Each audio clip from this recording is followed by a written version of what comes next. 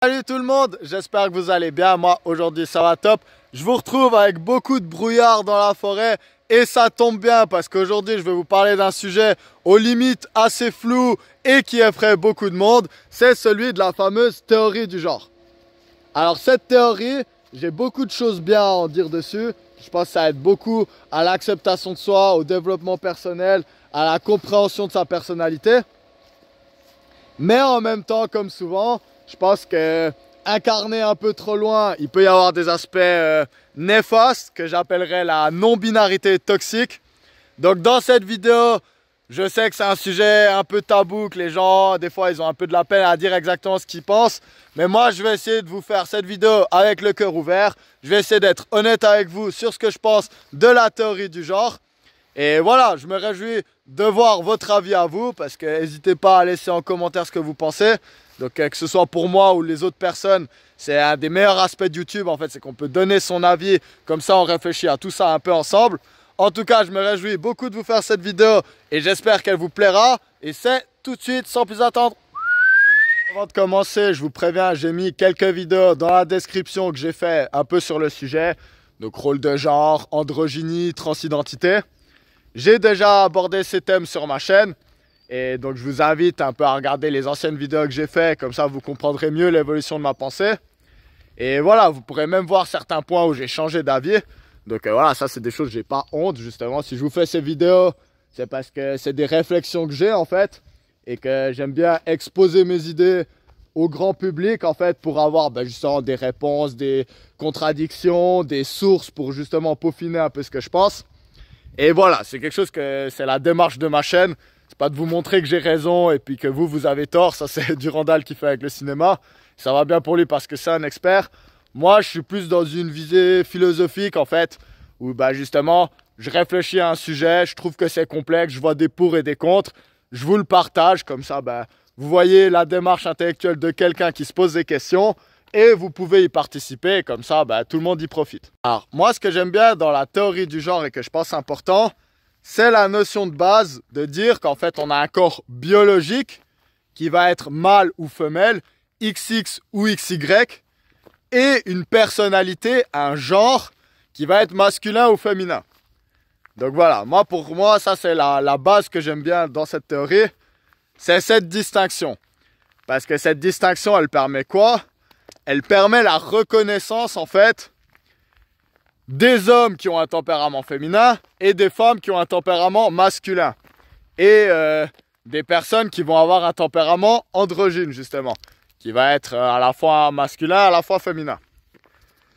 Cette distinction, je l'aime beaucoup, parce que je pense que, voilà, elle est factuelle. Hein. On connaît tous des hommes qui ont un tempérament féminin, des femmes qui ont un tempérament masculin. Et ce que j'aime bien, justement, dans cette théorie, c'est qu'elle permet de la fluidité. Parce que elle met justement un accent sur le sexe. Et là, voilà, la vidéo va être longue, je vais expliquer beaucoup de choses. Mais le sexe, il est arrêté, il est défini. C'est une fonction reproductive. Et du coup, voilà, le sexe, il est qui il est. Puis même dans le cas des personnes intersexes, alors on l'a vu au JO avec la boxeuse algérienne là, ça pose beaucoup de questions justement. Mais là, mon avis, d'après ma compréhension des choses, ça c'est typiquement une chose que voilà, j'admets que c'est un sujet complexe et que j'ai pas non plus tellement d'exemples que je suis un expert dans le sujet. Néanmoins, comment je le comprends quand même, les personnes intersexes, elles restent mâles ou femelles parce qu'elles n'ont pas deux fonctions reproductives. Donc, sauf erreur, vous me direz de nouveau, mais il n'y a jamais eu un humain qui a été à la fois capable de se faire mettre enceinte par un spermatozoïde de quelqu'un d'autre et en même temps a produit du spermatozoïde pour rendre une autre personne enceinte. Donc voilà, biologiquement, même dans les cas intersexes où on est dans des mutations justement d'un des deux points principaux, de manière reproductive, soit on est mâle, soit on est femelle. Donc là, il y a une binarité. Donc l'avantage qu'il y a dans la théorie du genre d'après moi, c'est qu'elle permet d'optimiser nos qualités en fait. Parce qu'on peut justement prendre part de notre personnalité à nous. Et ça, c'est très important parce que notamment le choix de carrière, il y a certains types de personnalités qui ne vont pas du tout avec d'autres. Hein. Donc par exemple, si on est quelqu'un de très agréable, qui a un trait de caractère qui est plutôt féminin, bah, on va être un très mauvais policier par exemple. Parce que le policier, il doit mettre des limites très claires. Il doit dire ok, toi t'es un bandit, t'as fait quelque chose de mal, je vais m'en foutre de tes sentiments maintenant parce que moi mon rôle c'est de t'arrêter et si tu mets en danger des autres, bah peut-être je vais même devoir te tirer dessus, j'en sais rien. Et du coup, bah voilà, la majorité des femmes, elles aiment pas trop le conflit et du coup elles iraient pas trop dans une carrière de policière. Elles iraient mieux justement quelque part qui va mieux dans leur caractère, ça va être par exemple être infirmier. Donc voilà, l'infirmier, le bandit il vient, son rôle d'infirmier et d'infirmière, ça va être quand même de s'occuper de lui. C'est pas comme le policier qui doit mettre une délimitation claire. Mais est-ce que toutes les femmes, elles feraient des bonnes infirmières et tous les hommes des bons flics? Bah non, pas du tout justement. Parce qu'il y a des femmes, elles vont être justement, vraiment il faut pas déconner avec elles et elles font des super bonnes policières qui savent qu'il faut pas déconner. Et en même temps, il y a des gars, ben voilà, ils feraient pas de mal à une mouche et ça serait des super sages-femmes ou infirmiers. Et du coup, en fait, je pense que, par exemple, un pays comme l'Afghanistan qui est dirigé par les talibans en ce moment, ben, je pense qu'ils se tirent vraiment une balle hein, en faisant ça. Parce que quand tu as une société, tu peux dire qu'il va y avoir des tendances. Qu'effectivement, les femmes vont préférer rester à la maison plutôt que les hommes. Et les hommes, ils sont plus prêts à faire des sacrifices pour leur carrière. Je pense qu'il ne faut pas rejeter en fait la tendance. Puis dire non, c'est n'importe quoi et tout. Parce que je pense quand même que la biologie a un impact. Il y a des tendances justement. Mais à l'échelle d'un pays, quand tu interdis toutes les femmes d'aller à l'université, bah là tu te tires une énorme balle dans le pied. Parce que là c'est la moitié de la population. Et même si les tendances, bah, comme j'ai dit, c'est des 60-40, des 70-30, bah en fait quand tu fais une règle autant drastique que les femmes n'ont pas le droit d'aller à l'université, bah tu t'enlèves en fait la moitié de la population qui pourrait devenir des ingénieurs, des personnes qui font des découvertes, des personnes qui arrivent à faire du business avec les autres pays en fait et rapporter, créer de la richesse, trouver des solutions aux problèmes en fait. Et à l'inverse, ben voilà, de nouveau, on pourrait donner le même exemple. Ben, si on obligeait tous les flics à aller à l'armée, tous les gars à aller à l'armée ou devenir flics, ben on louperait des gars qui seraient super forts pour devenir des bons psychologues, des bons professeurs, des bons infirmiers, en fait, des métiers qui sont plus féminins de base, en fait. Et du coup, voilà, je pense qu'en Afghanistan, ça leur ferait du bien un peu de théorie de genre, parce que je pense que à trop vouloir mettre les gens dans une case super arrêtée, t'es un homme, du coup c'est ça ton rôle, t'es une femme, c'est ça ton rôle. Je pense que justement, ben, on met pas les gens à la bonne place, on met pas les gens où ils font quelque chose qui leur permet de s'épanouir. Et d'ailleurs, on pourrait dire pareil pour les rôles à la maison, par exemple. Donc toujours dire c'est l'homme le chef de famille et la femme, elle doit fermer sa gueule et se soumettre. Bah peut-être que dans certains cas, ça marche bien justement. Mais il y a plein d'autres cas où justement la femme, elle va avoir beaucoup cette énergie yang, autoritaire, et elle peut justement être la chef de famille.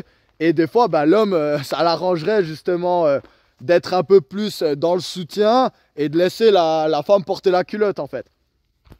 Et du coup, que ce soit professionnellement ou dans les relations en fait, bah, je pense que justement, bah, on va perdre en fait beaucoup de ressources quand on oblige les gens à adopter le rôle de leur biologie. Donc pour ça, je suis vraiment en faveur de la théorie du genre.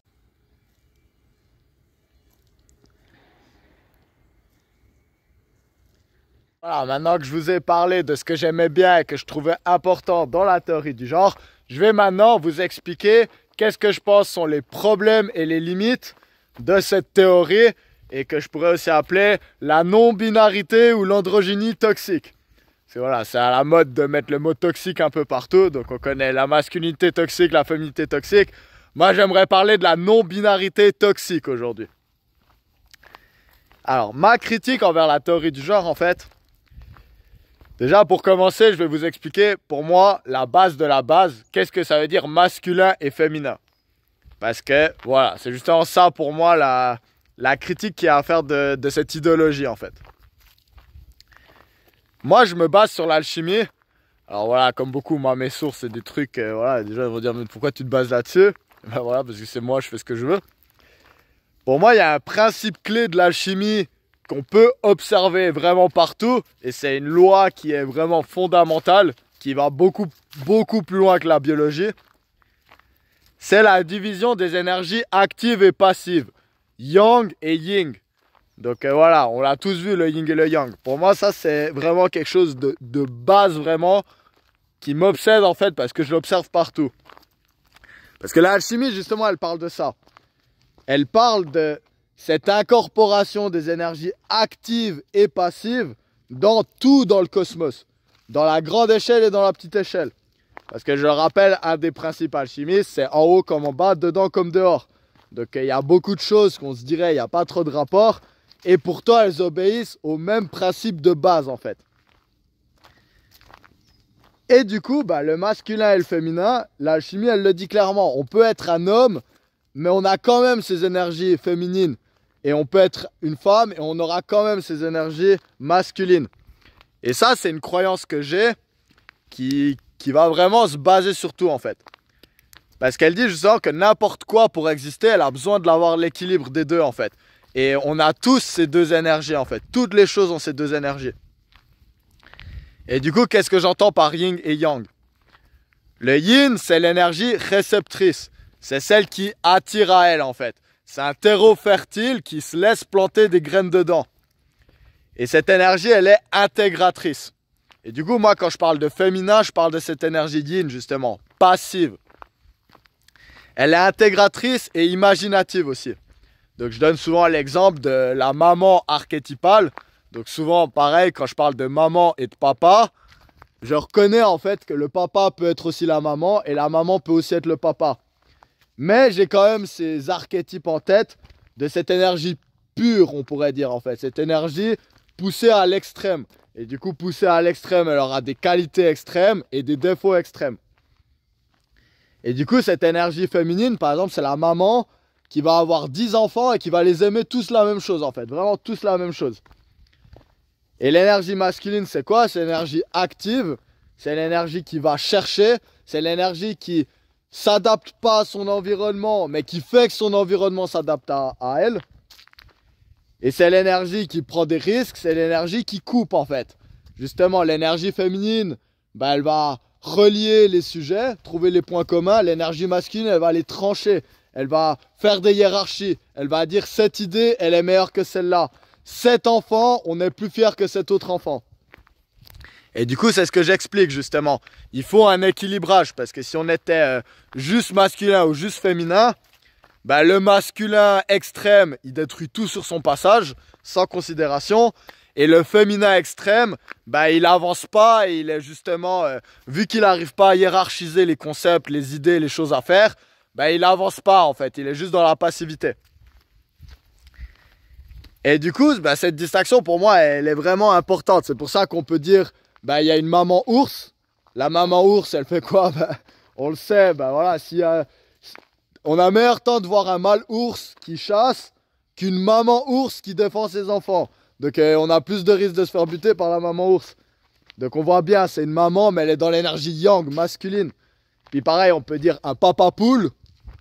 C'est le papa, mais qu'est-ce qu'on dit par papa poule? Ben on dit, il a jamais ses enfants, il est toujours avec eux, il les laisse pas prendre des risques en fait. Et du coup, on voit bien que il y a cette fluidité qui est possible. Mais du coup, en fait, ce que je vais pas aimer des fois dans cette non-binarité, dans la théorie de genre poussée à l'extrême, c'est en fait qu'on va se sortir de cette dualité masculine-féminine. Pour justement, ça va être pourquoi? Ça va être par rejet des conventions sociales ou j'en sais rien quoi. On a tellement essayé en fait de dire si t'es une femme, tu dois faire ça, si t'es un homme, tu dois faire ça. Certaines personnes ont vu les limites de ce système, bah, c'est ce que j'expliquais avec les limites du système taliban par exemple. Mais du coup, je pense que justement, ma plus grande critique qu'il y aurait dans cette théorie du genre, c'est le fait d'aller trop loin et de dire en fait qu'il n'y a pas d'énergie féminine et d'énergie masculine, qu'il n'y a pas le yin et le yang. Et ça va donner lieu à des comportements qui, d'après moi, sont toxiques. Et du coup, maintenant, je vais vous expliquer ce que j'entends par la non-binarité toxique. Donc voilà, quand tout le monde joue à un jeu et qu'on fait que perdre, on a deux options. Soit on apprend les règles du jeu et on apprend à s'améliorer et on commence à gagner, on est content. Ou soit on arrête de jouer et on dit que de toute façon le jeu il est nul et que les règles elles ont pas de sens et puis que les gens qui y jouent, bah de toute façon c'est des abrutis parce que qui veut jouer à un jeu que les règles elles ont pas de sens. Et puis alors ça c'est ma critique en fait de la non-binarité toxique on va dire. C'est que justement souvent qu'est-ce qui va se passer chez les personnes non binaires? Parce qu'on a des personnes, elles rentrent pas dans le cadre standard en fait du masculin et du féminin. Donc souvent c'est des personnes assez androgynes. Et qu'est-ce qui va se passer en fait? Il va se passer que, par exemple, on va avoir l'exemple de filles qui vont avoir de la peine à se faire belle, qui vont être très agressives, qui vont pas être très douces en fait, elles vont être vulgaires ou j'en sais rien quoi. Et souvent on leur a dit que c'était des garçons manqués ou j'en sais rien quoi. Alors garçon manqué, j'aime pas ce mot, parce que ça on en revient à ça, c'est négatif en fait. Un garçon manqué, bah non, c'est une fille masculine en fait. Mais du coup souvent elle va se comparer aux filles qui vont rendre tous les garçons amoureux, qui vont être super douces, que toutes les filles les adorent, qu'on va leur offrir des trucs en fait. Et elles vont pas avoir ça et elles vont être très jalouses. Et puis on va avoir exactement le même cas avec des gars qui vont être chétifs, faibles, qui vont manipuler parce qu'ils ont peur de dire ce qu'ils pensent, qui n'ont pas cet instinct protecteur, qui sont super dépendants et sensibles. Et au contraire, ils vont voir les gars de leur école, que ça va être, je sais pas, les fameux Chad, bad boys, qui ont la confiance en eux, qui n'ont pas peur de jouer l'autorité, mais qu'en même temps, ils ont du charme et tout. Et en fait, ils vont être jaloux. Donc dans les deux cas, on a des personnes qui sont très jalouses des personnes qui arrivent. Et genre, je pense que le mécanisme de défense, ça va être de dire, waouh, c'est trop compliqué pour moi, je préfère dire que le jeu c'est de la merde, que de toute façon, voilà, moi je serai jamais une fille girly, je serai jamais un mec masculin, je serai jamais un vrai bonhomme.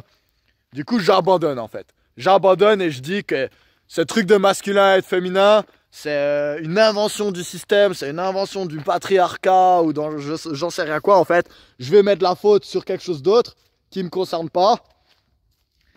Et comme ça, après, je peux aller mieux.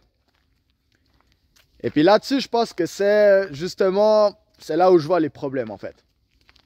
Parce que souvent dans la vie, quand on abandonne, la vie, elle ne nous récompense pas pour l'abandon. Hein. En fait, je pense que le problème, c'est que sur quoi on va être jugé, c'est quand on n'arrive pas à incarner les qualités de notre sexe en fait. Et ça, c'est un problème justement, parce que voilà, il faudrait les incarner. Et du coup, le problème, c'est pas d'être un garçon sensible, parce qu'être un garçon sensible, ça a plein de qualités. Le problème, c'est d'être un garçon qui n'arrive pas à se défendre en fait, ou qui fait que de se victimiser et de mettre la faute sur autre chose. Pareil, le problème, c'est pas d'être une fille entreprenante. Le problème, c'est pas d'être une fille qui sait se défendre. Le problème, c'est justement, c'est d'être une fille qui n'arrive pas à être dans le compromis, qui n'arrive pas à être dans le soutien en fait. C'est d'être une fille qui n'arrive pas à être dans la douceur. C'est d'être une fille qui n'arrive pas à se faire belle. Hein. Donc voilà, ça paraîtra futile de dire ça comme ça, mais c'est un rôle féminin, le rôle féminin de la beauté. Et de nouveau, énergie féminine, pas le rôle des femmes, le rôle de l'énergie féminine. Du coup, le gros problème que je peux voir dans cette non-binarité toxique, cette androgynie poussée à l'extrême, ça va être un rejet de ces normes masculines-féminines et une construction en opposition à elles en fait. Et non pas en acceptation de qui on est, mais on va se construire en opposé au modèle standard en fait. Et ça, je pense que ça c'est très destructeur pour la personne qui incarne ça justement. Comment ça se manifeste? On va le voir par exemple avec des femmes qui disent voilà, moi j'ai pas besoin d'être un objet de beauté pour les hommes, et elles vont rejeter ce concept et du coup elles vont faire quoi? Elles vont faire exprès d'être moches. Donc les cheveux bleus ou verts, des septums dégueulasses, la langue percée, des tatouages qui n'ont pas de sens. Elles vont faire exprès d'être grosses en fait. Et de nouveau, hein, moi je suis pas en train de dire que c'est des mauvaises personnes de faire ça. Moi je trouve ça triste parce qu'au fond elles n'ont pas confiance qu'elles pourraient être belles qu'elle pourrait obéir à ces critères-là, que je pense que tout le monde a une capacité d'être beau, c'est une question d'attention qu'on se porte à soi. Du coup, elles vont se faire moche exprès. Ou par exemple, elles vont vouloir s'opposer au concept qu'une femme, elle doit être docile et conciliante. Et du coup, elles vont être ultra agressives et elles vont être tout le temps dans l'opposition.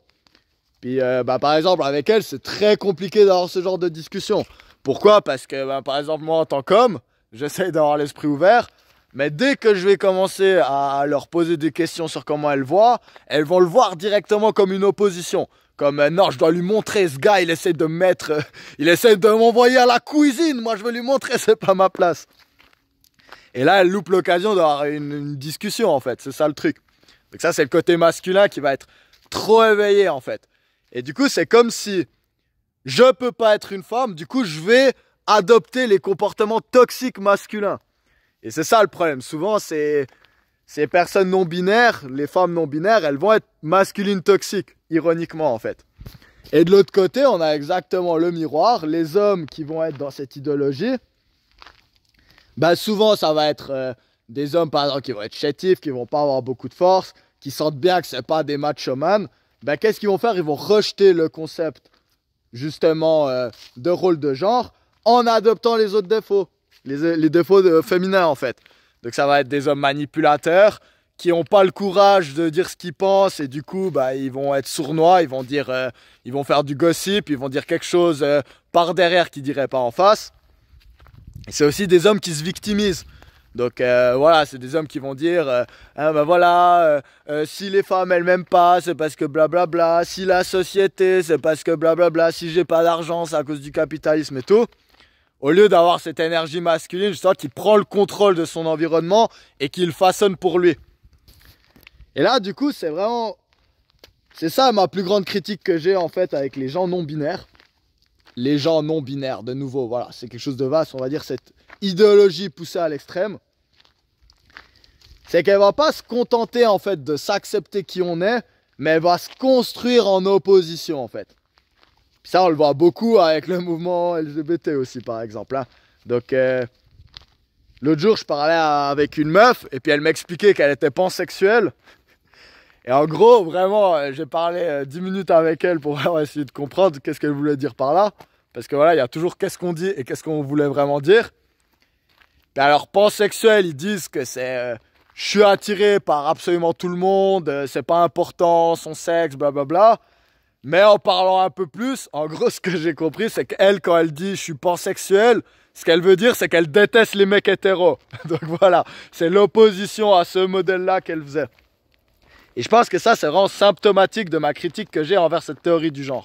Voilà, moi je pense que ce qu'il faut faire concrètement, c'est justement reconnaître cette distinction entre les énergies masculines et féminines, comprendre que les deux, elles sont en action chez nous à différents degrés selon la partie de notre vie, qu'on peut travailler à l'équilibrage des énergies et qu'on peut incarner à la fois le masculin et le féminin toxique ou bénéfique, on pourrait dire justement.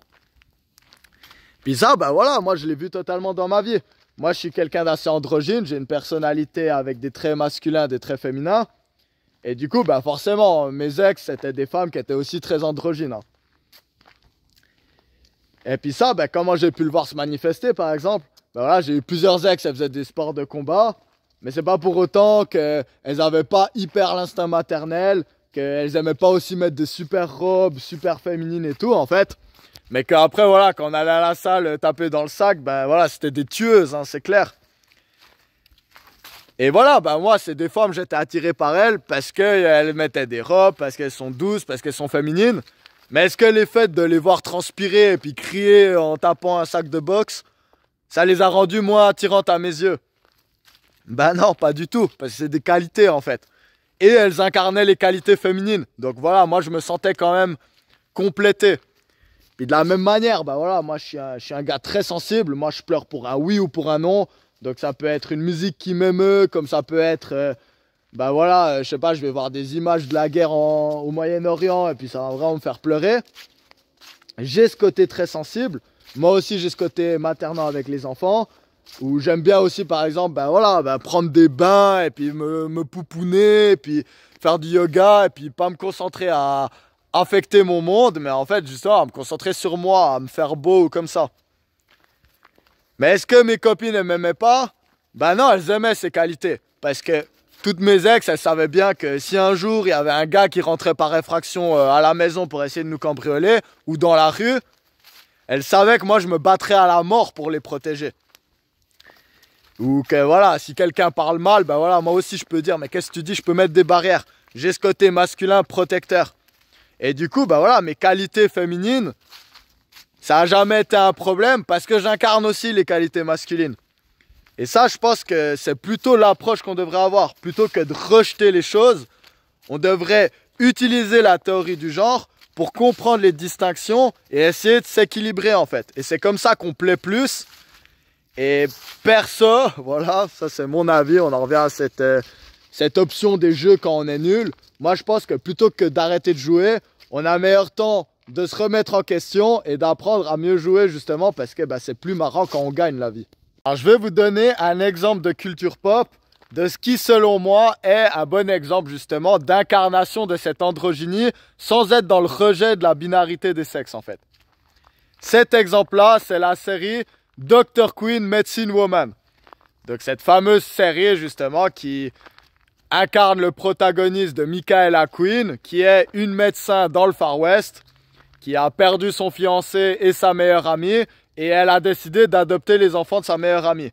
Et du coup, la série, ça parle de son acceptation progressive au sein du village en tant qu'une personne à un statut très important, le seul médecin du village, mais dans une société ultra patriarcale qui était les États-Unis du Far West des années 1800. Et du coup, voilà, déjà, le personnage principal, pour moi, c'est un super exemple de cette androgynie, parce que c'est une femme qui a un rôle très important, dit masculin, blablabla. Elle s'affirme dans un monde d'hommes, mais en même temps, ça reste une femme très féminine, très belle, très douce. Elle s'occupe des enfants de son ami, en fait, sans avoir à rejeter cette féminité, justement. Elle incarne le masculin positif, sans avoir à rejeter sa féminité. Et qui est son intrigue amoureuse dans la série? C'est Sully, en fait. Et Sully, c'est qui? C'est un homme qui est très proche des Indiens. Et lui, ça va être, déjà, il a les cheveux longs, il va être très doux, c'est pas du tout un charreau, il a de la peine à passer par-dessus sa fiancée qui est morte aussi. Si je dis pas de bêtises, c'est ça aussi. Donc les deux, ils sont un peu veufs. Et pareil, c'est un bonhomme quand même. Il n'y a personne qui dirait que c'est pas un bonhomme parce qu'il va se battre contre un ours, il coupe du bois, il est ultra indépendant. Donc là, on voit bien en fait. Et je trouve que c'est une superbe intrigue amoureuse. Et c'est souvent un exemple qui me vient en tête quand je pense justement aux personnes qui sont pas exactement dans l'archétype masculin extrême ou féminin extrême. Et pourtant, les deux personnes, voilà, elles gardent les qualités en fait de leurs sexes principaux. Et voilà, c'est marrant astrologiquement. Parce que voilà, c'est la première vidéo que vous regardez sur cette chaîne, vous le savez peut-être pas, mais je suis un grand dada d'astrologie. Et en astrologie, on parle de cette distinction entre les énergies masculines et féminines. Entre par exemple la Lune et Vénus, énergie féminine, et le Soleil et Mars, énergie masculine. Et du coup, selon le positionnement de ces planètes en astrologie, ça va avoir un impact justement sur notre prépondérance masculine ou féminine. Pourquoi je vous parle de ça? Parce que voilà, il y en a des qui disent que c'est du bullshit. Peut-être, j'en sais rien. Moi, je vous parle en tout cas de ce que je vois. Ce que je sais, c'est que j'ai pensé à ces personnes comme étant des bons exemples pour parler de cette vidéo, pour parler de l'androgynie.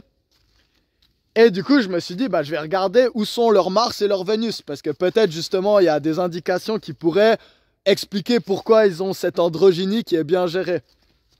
Et qu'est-ce qu'on voit? Voilà, l'actrice de Michaela Queen qui s'appelle Jane Seymour, elle a une conjonction, donc ça veut dire qu'ils sont à la même place entre Mars et Vénus dans le signe du Poisson.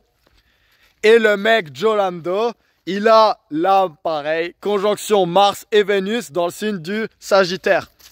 Donc même dans leur thème astral, on voit en fait le principe masculin et féminin qui sont en alliance en fait.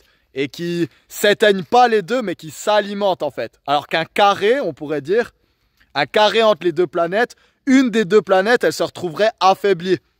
Et là, on aurait peut-être l'exemple justement de la personne qui rejette les codes de binarité.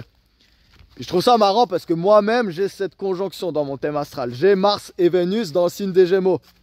Signe des Gémeaux qui est le signe androgyne de base en plus. Et du coup, je trouve que c'est marrant que moi, je me sois posé autant de questions justement sur ce sujet. Et que les exemples que je me dis de pop culture, bah voilà, je vous les donne. Et après, quand je vais vérifier en plus, il y a quelque chose d'astrologique, d'assez gros justement, qui vient justement un peu appuyer ses propos. Donc ça, c'était pour la petite parenthèse astrologique que je trouvais intéressante à vous partager. Et du coup, pour finir cette vidéo sur ma critique de la théorie du genre, je finirai par ce qui est d'après moi la plus grosse. Et souvent celle qui me fait pas le plus d'amis. Mais en même temps, c'est pas vrai parce qu'il y a beaucoup de gens qui disent que c'est exactement de ça qu'il faut parler.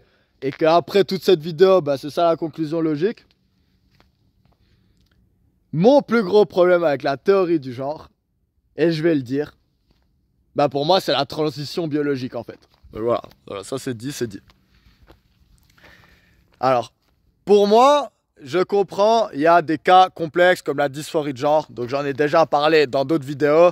Moi c'est des sujets qui m'attristent, je pense que rejeter son corps au point d'avoir besoin de le mutiler pour justement pouvoir adoucir la souffrance, c'est un cas triste, c'est un cas, voilà, j'en ai parlé, c'est comme l'anorexie, c'est comme la boulimie. C'est des cas super compliqués. Et du coup, il y a des gens, ils vont faire ça depuis une place de souffrance. Et mon but, c'est pas de juger en fait une personne qui souffre de sa vision d'elle-même et que du coup, elle veut créer un changement et tout. Parce que, voilà, je reconnais que c'est un cas complexe.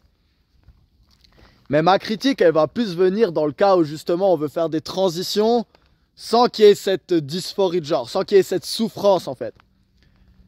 Parce que voilà, la dysphorie de genre, et c'est là où je pense qu'il y a beaucoup de problèmes avec les activistes LGBT, c'est qu'en fait ils sont totalement incohérents envers leur propre idéologie.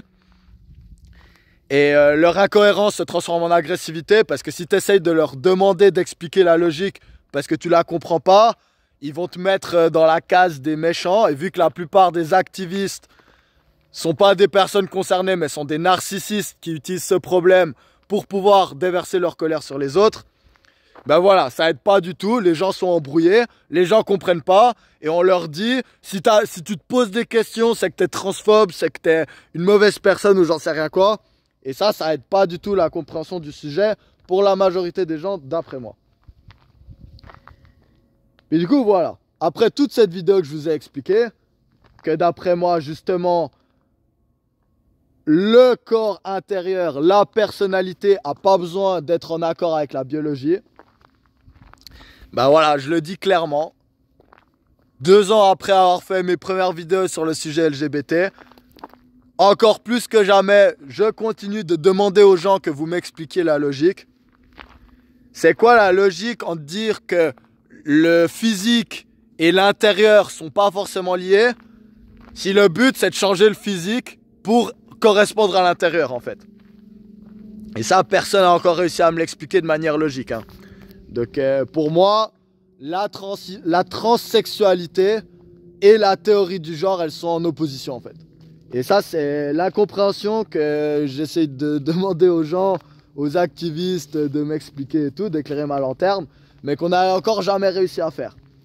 Donc je comprends pas pourquoi un garçon qui naît dans un corps de garçon et qui a un tempérament féminin, on va pouvoir dire justement que le tempérament il est fluide, qu'il a ses énergies, qu'il doit s'accepter comme il est. C'est ça, c'est de nouveau cette incohérence-là que je comprends pas et qu'on répond avec agressivité si on parle de cette incohérence. Mais comment on peut à la fois dire qu'il faut s'accepter comme on est, mais que la solution pour s'accepter, c'est un traitement chimique, hormonal, mutilatoire du corps, où on va se couper des parties pour... Bref, pour moi c'est juste glauque, je le dis, j'ai de moins en moins de peine à l'accepter. Parce que je suis sorti de ce gaslighting qui dit que je suis une mauvaise personne si je me pose ce genre de questions, que je suis transphobe ou j'en sais rien quoi. Et je suis vraiment au clair. Alors voilà, vous faites votre avis sur moi, ça, voilà, c'est votre avis. Moi, je suis au clair de comprendre que, sincèrement, ce genre de questions, elles viennent d'une préoccupation que je me fais pour ces personnes. Que pour moi, le principe premier de la médecine, c'est primere non nocere. Ça veut dire, je crois que c'est ça, peut-être j'ai dit de la merde, mais en premier, on fait pas de mal. Et du coup, bah voilà, pour moi, justement, cette idée qu'il faut changer son corps biologique à cause de notre tempérament intérieur pour pouvoir vivre notre monde intérieur, en fait, bah pour moi, c'est un total non-sens avec le but de cette idéologie qui est justement plutôt l'acceptation, qu'on devrait reconnaître, bah ouais, tu peux avoir un rôle féminin, un tempérament féminin, tu peux être considéré comme une femme par les autres, comme une femme, de manière féminine, on va dire. Mais pourquoi t'as besoin de couper ta quéquette? Pourquoi t'as besoin de couper tes seins si t'es une femme? Puis pareil, c'est... En fait, pour moi, on revient tellement dans une binarité de dire « Ah, tu veux être une femme? T'es un homme, tu veux être une femme? Ben, on va couper ta testostérone. » Comme si être un homme, c'était de la testostérone. Ce qui est totalement faux, parce que les femmes, elles ont de la testostérone aussi. Et du coup, moi, je continue d'expliquer mes doutes sur cette théorie de la transidentité. En fait, pour moi, c'est un non-sens. Justement parce que le tempérament, c'est quelque chose de fluide, qui n'a pas besoin d'une intervention externe pour le travailler et le modeler, et pour l'incarner. Et parce que le sexe, c'est une fonction reproductive, et que du coup, bah voilà, on a beau se couper le sexe, se couper les seins, prendre des hormones, un homme ne devient pas une femme et une femme ne devient pas un homme. Donc voilà. Je pourrais m'étaler encore beaucoup là-dessus, mais je pense que je vais refaire une vidéo plus en détail là-dessus. Mais voilà, je pense que c'était quand même important pour moi d'expliquer, d'après moi, qu'est-ce qui est justement un des plus gros problèmes de cette théorie du genre. De nouveau, et je leur dis, parce que ça c'est très important pour beaucoup de gens, mais beaucoup de gens n'ont pas le courage de le dire, parce qu'ils ont peur de se faire attaquer, de pointer du doigt et tout. Surtout quand on parle d'enfants qui sont en pleine construction et qui comprennent pas ce que c'est être un homme ou une femme parce qu'ils n'ont pas encore leur sexualité qui est développée. Du coup, par essence, ils peuvent pas comprendre ce que c'est la sexualité, tout ça. La reproduction, vraiment. Bah pour moi, en fait, c'est très bien de leur faire s'accepter comme ils sont, de pas dire que si un garçon il veut jouer avec des poupées, vous lui laissez pas, ou si une femme elle veut conduire des voitures, vous lui laissez pas, vous dites non, c'est pas un truc de fille. Très bien, ça c'est super bien qu'on les laisse explorer les tempéraments, les activités et tout. Mais pour moi, justement, prendre une décision médicale, biologique, drastique, qui en plus est pas vraiment une transition, mais juste en fait pour avoir l'apparence qui va ressembler à l'intérieur, au rôle qu'on aimerait avoir à l'intérieur, pour moi c'est totalement contradictoire en fait. Je le répète, je le redis. Pour moi, c'est contradictoire, c'est mauvais. C'est l'inverse de ce que cette idéologie elle est censée prôner. Donc l'acceptation, la fluidité des choses. Bah, justement, un enfant, vous lui donnez des bloqueurs de puberté, vous lui coupez son sexe ou ses seins et vous faites ce genre d'opération-là. Ça, c'est définitif. Là, vous laissez pas la place justement à la fluidité des choses. Donc voilà, ça c'est pour mon incompréhension sur le sujet. Mais voilà, on va rester en surface et je vais faire des vidéos plus en détail là-dessus à un autre moment. Voilà, ça sera tout pour la vidéo sur mon avis sur la théorie du genre. J'espère qu'elle vous aura plu et que vous aurez appris beaucoup de choses.